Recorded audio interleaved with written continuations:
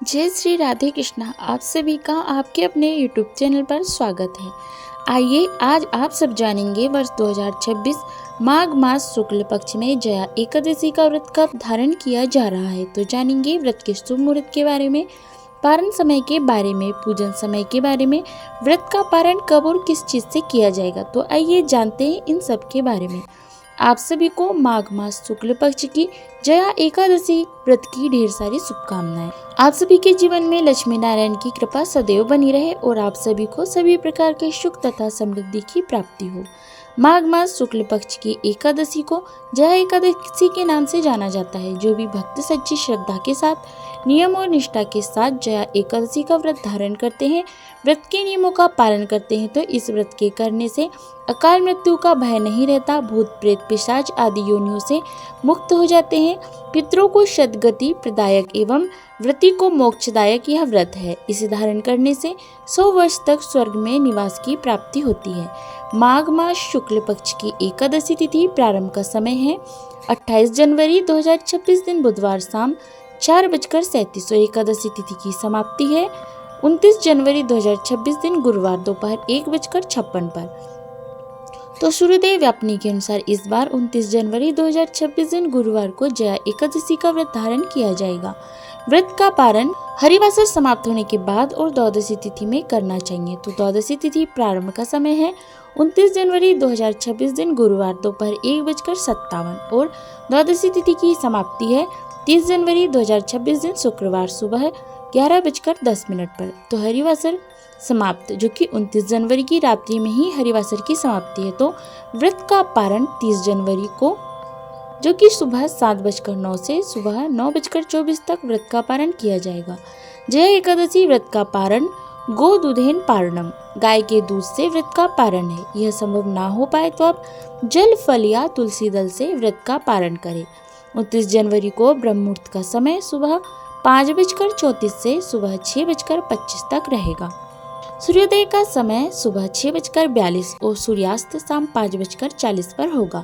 29 जनवरी को राहु काल दोपहर 1:33 से दोपहर 2:55 तक रहेगा। 30 जनवरी को सुबह 10:49 से दोपहर 12:01 तक होगा। राहु काल के समय के दौरान कोई भी शुभ कार्य या नया कार्य नहीं करना चाहिए, इस बात का ध्यान रखें।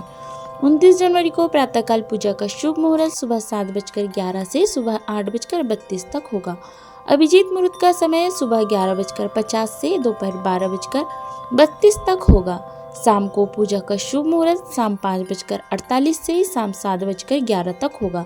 नक्षत्र रोहिणी होगा सुबह 7:32 तक, उसके बाद आद्रा नक्षत्र होगा। योग इंद्र रात्रि 8:28 तक, उसके बाद वेद रीति योग होगा।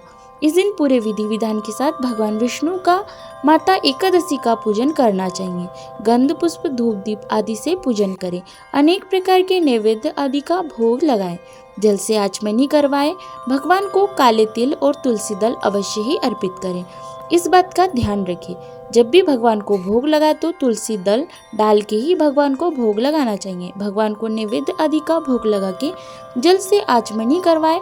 मुख शुद्धि के लिए पान पत्र सुपारी लौंग इलायची के साथ में अर्पित करें।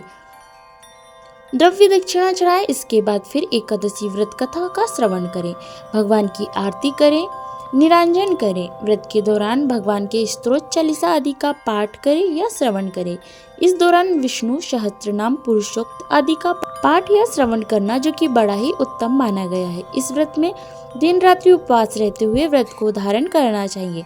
व्रती को 10वीं तिथि के दिन सूर्यास्त से पहले ही सात्विक आहार ग्रहण कर लेना चाहिए। रात्रि ब्रह्मचर्य का पालन करते हुए भगवान विष्णु एकादशी व्रत का स्मरण करते हुए सोना चाहिए। एकादशी के दिन सुबह उठ करके स्नान आदि करके शुद्ध वस्त्र धारण करके व्रत का संकल्प लेना चाहिए और दिन रात्रि उपवास रह के जो उपवास नहीं रह पाए तो आप एक समय फलाहार ग्रहण करके व्रत को धारण करें और भगवान का सुबह शाम के वक्त पूरे विधि विधान के साथ पूजन करें।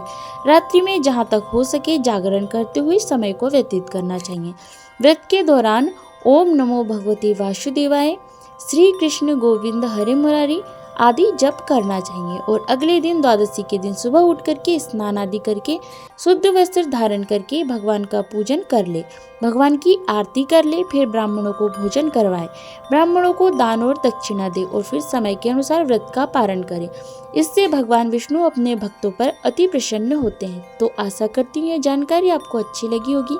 इसी प्रकार से ज्ञानवर्धक जानकारियाँ प्राप्त करते रहने के लिए, व्रत और पूजा के बारे में जानने के लिए, कथा सुनने के लिए अगर आप चैनल पर पहली बार आए हैं तो चैनल को लाल बटन दबा करके सब्सक्राइब करें, साथ में बेल आइकन भी प्रेस करें ताकि हमारे आने वाले वीडियो का नोटिफिकेशन आपको समय पर मिलता रहे। जय श्री राधे कृष्णा, धन्यवाद।